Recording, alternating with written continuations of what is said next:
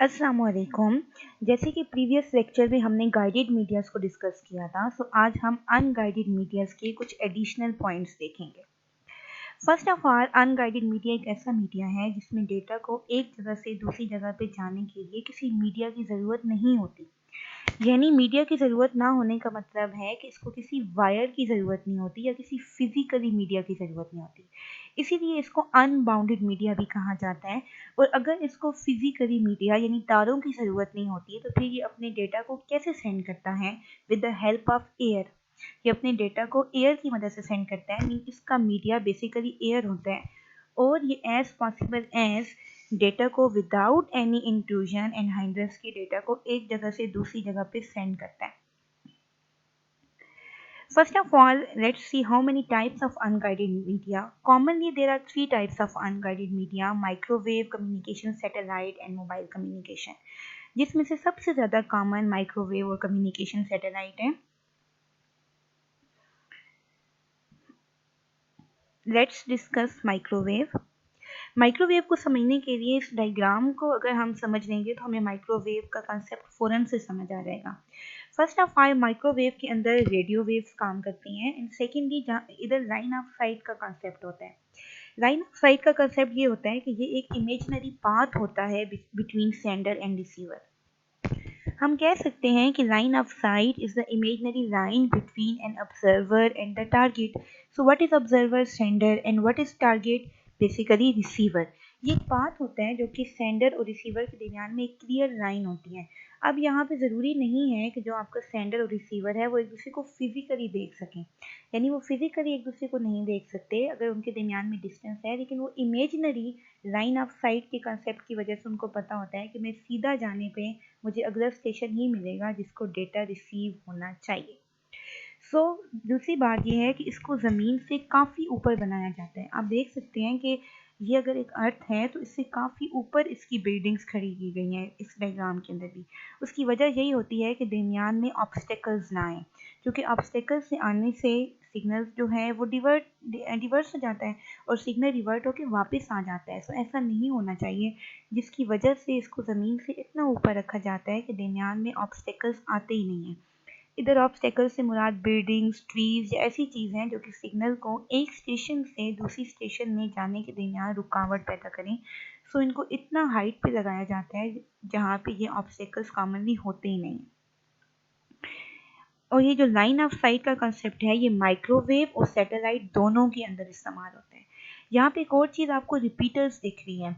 अगर एक microwave station से दूसरा माइक्रोवेव स्टेशन ज़्यादा दूर हो, फॉर एग्जांपल, तो सिग्नल दरमियान में वीक होना स्टार्ट हो जाता है और सिग्नल के वीक होने की वजह से सिग्नल के आगे पहुँचने के चांसेस कम होना शुरू हो जाते हैं। इसीलिए जगह जगह रिपीटर्स को लगाया जाता है जिनका काम सिग्नल को बूस्ट करना है, यानी सिग्नल को दोबारा से स्ट्रेंथ प्रोवाइड करना है ताकि वो दोबारा से फर्दर ट्रेवल कर सके। नाउ लोग इलेक्ट्रोमैग्नेटिक वेव्स की फ्रीक्वेंसी 1 से लेके 300 गीगाहर्ट्ज़ तक होती हैं, और ये जो माइक्रोवेव सिस्टम्स हैं ये बहुत ही हाई फ्रीक्वेंसी को यूज़ करते हैं, यानी ये इतनी फ्रीक्वेंसी को ही इस्तेमाल करते हैं यहाँ पे वेव्स के अंदर। Therefore, the transmitter and receiver of microwave, which is mounted on very high towers, so it is very high towers, जो मैं पहले एक्सप्लेन कर चुकी हूँ कि इसकी वजह यही होती है कि दरमियान में ऑब्स्टेकल्स ना आए।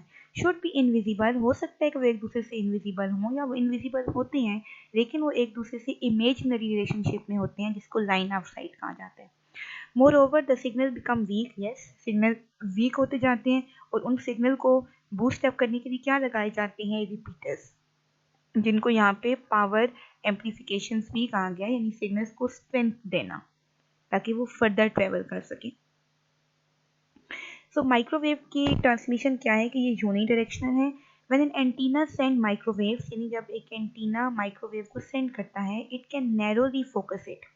This defined that the sending and receiving antenna require to be aligned, यानी narrowly focus का मतलब है कि ये बहुत दूर तक डायरेक्ट नहीं जा पा रहा होता, इसलिए इनको अलाइंड होना है। अलाइन मतलब ये एक ही लाइन में ट्रेवल कर रहा होता है। That's why इसको इतना ऊपर लगाया जाए कि इसकी अलाइनमेंट ख़राब ना हो। और उस कंसेप्ट के लिए यहाँ पे लाइन ऑफ साइट और रिपीटर्स दोनों काम कर रहे होते हैं। अगेन एंड अगेन रिपीटर्स लगाते हैं, फिर रिपीटर उसको बूस्ट अप करता है, फिर वो स्ट्रेट चलता है, फिर वो स्ट्रेट चलता है, और यूँ चलते चलते वो आपके पास डेटा जो है वो अगले स्टेशन तक पहुँचता है। So microwave propagation is line of sight. I already explained it. It is very high frequency. Microwaves cannot penetrate walls. Cannot penetrate walls का मतलब है कि ये दीवार में से घुस के या दीवार में से पास होके नहीं जा सकती। डेट वाइज ऑब्स्टेकल्स लगाए ही नहीं जाते, इनको ज़मीन से काफ़ी ऊपर रखा जाता है। You can see here again this earth, और कॉमनली वो कह रहे हैं कि 30 माइल्स जो है एक स्टेशन से दूसरे स्टेशन के दरमियान डिस्टेंस होता है, यानी एक माइक्रोवेव स्टेशन के दरमियान से दूसरे माइक्रोवेव स्टेशन से आमतौर पे 30 माइल तक डिस्टेंस होता है। तो ये अगर ज़मीन है और ये अगर आम लोगों की आबादी के घर हैं तो उससे भी काफ़ी ऊपर यहाँ पे टावर्स डिज़ाइन किए गए। सो एडवांटेजेस क्या है माइक्रोवेव के कि ट्रांसमिशन रेट बहुत ज़्यादा है, उसके बाद ये बहुत ह्यूज क्वांटिटी में डेटा को लेके जा सकते हैं, एरर रेट्स कम है, दस मेक कि ये इसको रिलायबल मीन ट्रस्टवर्दी, एक जगह से दूसरी जगह पे डेटा को बगैर ख़राब किए, बगैर करप्ट किए, बगैर हैक किए पहुंचाना। Microwaves offer communication over very long distance, क्योंकि अगेन एंड अगेन रिपीटर लगे हुए होते हैं तो उसकी हेल्प करते हैं। They have to better implementation in bad weather condition then radio waves.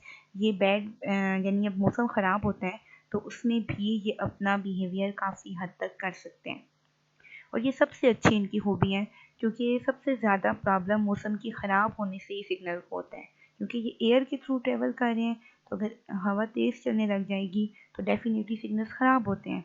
हवा बहुत कम है तब भी सिग्नल्स को इशू होता है। सो इन तमाम मसाइल के लिए माइक्रोवेव ज़्यादा अच्छा काम करती है, क्योंकि उसको अगेन एंड अगेन रिपीटर्स मिलते हैं, एम्पलीफाइड मिलता है। डिसएडवांटेजेस क्या हैं कि it is expensive, definitely electromagnetic waves can not bend और मूव थ्रू ऑब्स्टेकल्स। हम बहुत बार डिस्कस कर चुके हैं कि इलेक्ट्रोमैग्नेटिक वेव्स बेंड नहीं कर सकती, ठीक है। वो अलग बात है कि इसके सोल्यूशन के लिए दरमियान में ऑब्स्टेकल्स को रखा ही नहीं जाता, और इसको बार बार क्या चाहिए होते हैं, repeaters for a long distance, ताकि वो उसके सिग्नल को बूस्ट अप कर सकें, तो रिपीटर्स भी एक्सपेंसिव होते हैं। Now it is satellite communication. We know that there are different ways to communicate and the propagation of these waves can occur in different ways. यानी सेंडर और receiver का आपस में कम्युनिकेट करने के डिफरेंट तरीके हैं, but ground wave propagation and sky wave propagation are the two ways communication that take place for a certain distance. यानी अगर अपनी ज़मीन से सैटेलाइट और सैटेलाइट से ज़मीन के दरमियान कम्युनिकेशन करवाना है तो वो उसके लिए आपके पास एक ही वे है, which is satellite. The maximum distance covered by them is 1500 km, which was overcome by the introduction of satellite communication. यानी ज़मीन से 1500 किलोमीटर दूर तक सिग्नल का जाना, और ये सिर्फ एक ही काम कर सकता है, जो कि कौन है, सैटेलाइट। सैटेलाइट कम्युनिकेशन के दो मेन कंपोनेंट होते हैं, ground segment. First of all ground segment का मतलब होता है जो कि ज़मीन पे है और जो कि फिक्स्ड है, ठीक है, which consist of fixed, commonly fixed. और मोबाइल ट्रांसमिशन, मोबाइल मतलब कि वो मूवेबल भी हो सकता है ग्राउंड सेगमेंट, लेकिन वो कॉमनली फिक्स होता है। दूसरा क्या है, space segment. Space segment itself satellite खुद है जिसको ऊपर भेजा जाता है। सैटेलाइट बेसिकली क्या है, सैटेलाइट बेसिकली एक सेल्फ कॉन्टेन्ड कम्युनिकेशन सिस्टम है। सैटेलाइट कोई बंदा नहीं है, ये एक सिस्टम है विद एबिलिटी, जिसकी एबिलिटी होती है कि वो सिग्नल्स को अर्थ से रिसीव करता है, और रिसीव करने के बाद उसके ऊपर काम करके उसको रीट्रांसमिट करता है back to with the use of transponder. किसकी मदद से, ट्रांसपोंडर की मदद से। And what is transponder? An integrated receiver and transmitter of radio signal. Transponder is an integrated receiver and transmitter of radio signal. What is next? Communication satellite are similar to the space mirror. ये बिल्कुल उसी तरह जिस तरह space में कोई काम किया जाता है, क्योंकि ऊपर जाके ऑक्सीजन और ये सब कुछ नहीं होती, इसलिए वहाँ पे सैटेलाइट को भेजा जाता है। That help us bounce signal, जो कि सिग्नल्स को बाउंस कर सकता है, such as radio, internet and television from one side of the earth to another. यानी अब जिस तरह टेलीविजन हैं तो उस पर तो वन वे कम्युनिकेशन है, टेलीविजन से हमें आ रही है वापस नहीं जा सकती। These stages are involved with explain the working of satellite communication. तीन चीज़ें होती हैं सैटेलाइट के अंदर, अपलिंक, डाउनलिंक, और इन दोनों के दरमियान कम्युनिकेशन करवाने के लिए कौन है, ट्रांसपोंडर। कॉमन एग्जांपल उसने आपको टेलीविजन की दी है। In the first stage the signal from the television broadcast, इन जो टेलीविजन की कंपनीज हैं on the other side of the earth is first beam up to satellite, यानी अगर हम तक जो टीवी के ड्रामाज और ये सब कुछ पहुंचते हैं, ये पहले टीवी के जो स्टेशन हैं वो यहाँ से सैटेलाइट को भेजते हैं। सैटेलाइट से वो केबल नेटवर्क को दोबारा ग्राउंड पे भेजा जाता है और दैट्स हाउ वो हमें पहुंचते हैं। सो जब ये ऊपर जाते हैं, यानी ग्राउंड स्टेशन से ऊपर जाता है, तो ये क्या है, अपलिंक। सेकेंड स्टेज में क्या है, सेकेंड स्टेज इन्वॉल्व ट्रांसपोंडर, जैसे कि रेडियो रिसीवर, एम्पलीफायर्स, ट्रांसमीटर, वो तमाम चीज़ें जो कि अपलिंक और डाउनलिंक को जोड़ रही हैं। Transponder again act like a repeater, it boost the incoming signal, ये सिग्नल्स जो आ रहे हैं उनको बूस्ट करता है। बूस्ट का मतलब होता है कि ताकि वो दूर तक ट्रेवल कर सकें, और उसकी फ्रीक्वेंसी को क्या करता रहता है, change, so that the outgoing signals are not altered, जिसकी वजह से आउटगोइंग सिग्नल्स तब्दील नहीं होते, क्योंकि जैसे जैसे सिग्नल वीक होने लग जाता है वैसे वैसे सिग्नल के तब्दील होने के चांस ज़्यादा होते हैं। इसके बूस्ट होने की वजह से सिग्नल तब्दील नहीं होता। Depending on the incoming signal sources the transponder very, यानी कि डिपेंड करता है कि इनकमिंग सिग्नल कहाँ से आ रहा है, उस तरह ट्रांसपोंडर वेरी करता है, यानी वो अपनी वर्किंग को चेंज करता रहता है। फाइनल स्टेज क्या है, downlink, in which the data is send to the other end of receiver on the earth, यानी अब पहले नीचे से ऊपर सिग्नल गया, जाने के बाद दरमियान में किसने एक्ट किया, ट्रांसपोंडर ने, who is continuously boosting the signal.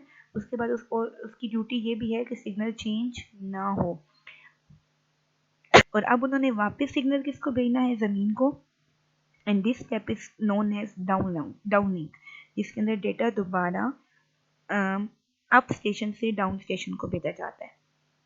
It is important कि यहाँ पे वन अप लिंक होता है and multiple down link. It is very interesting. जैसे फॉर एग्जांपल अगर एक टीवी कंपनी ने ऊपर सिग्नल भेजा है तो वो एक ही दफ़ा अप लिंक गया है, लेकिन क्या ऊपर सैटेलाइट से सिर्फ किसी एक के घर में टीवी ड्रामा चलता है? नो, जितने टीवीज़ हैं उनके हर जगह पे केबल नेटवर्क्स पे के ज़रिए डेटा आ रहा है, और केबल नेटवर्क्स भी कोई एक तो नहीं है, कई केबल नेटवर्क्स हैं। सो यहाँ से तो डेटा एक, यानी जब अप लिंक पे किसी टीवी स्टेशन ने भेजा है तो उसने एक दफ़ा भेज दिया कि मेरा ये ड्रामा है और ये तमाम केबल नेटवर्क्स को पहुंचाया जाए, लेकिन वो तमाम केबल नेटवर्क जो उससे लिंक होते हैं, जब उनको डेटा पहुंचता है तो डाउन लिंक के टाइम पे डेटा कई कई जगहों पे पहुंचाया जाता है। So you can see it is ground station. जब नीचे से डेटा ऊपर जा रहा है, एरोस को देखें तो इट इज़ अप लिंक, और जब ऊपर से वापस नीचे आ रहा है तो it is down link. Again, यानी जो सैटेलाइट है ये किसी एक चीज़ से नहीं, किसी एक चीज़ से अटैच नहीं है, ये डिफरेंट ट्रांसपोर्टेबल अर्थ स्टेशन।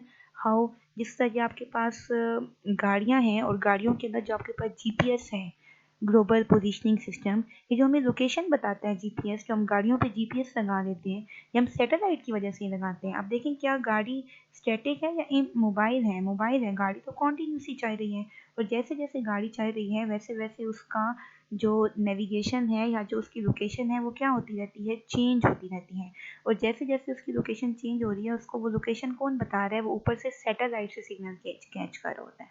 ठीक, इसी तरह पोर्टेबल अर्थ स्टेशन में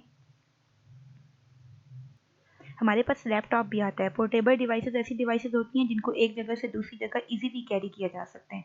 तो जब जब आप इसको मूव करते जाएंगे तब तब क्या होगा, तब तब आपके सिग्नल्स चेंज होते रहते हैं, यानी आप डिफरेंट सर्वर से कनेक्ट हो रहे होते हैं। इसी तरह यहाँ पे आपके पास, यहाँ पे इमोबाइल अर्थ स्टेशन क्या है कि घर के अंदर लगा हुआ टीवी, ठीक है, ये इमोबाइल है, यानी ये तो मूव नहीं कर रहा, ये तो एक ही जगह पे पड़ा हुआ है। इसी तरह हैंड हेल्ड टर्मिनल यानी mobile, mobile is movable definitely, वो जगह जगह जगह मूव कर भी सकता है और नहीं भी कर सकता, लेकिन जो घर में पड़ा हुआ टीवी है वो तो कॉन्टिन्यूसली वहीं पे सिग्नल कैच कर रहा है, लेकिन डिफरेंट लोगों के घरों में टीवी डिफरेंट लोकेशंस पे पड़े हुए हैं।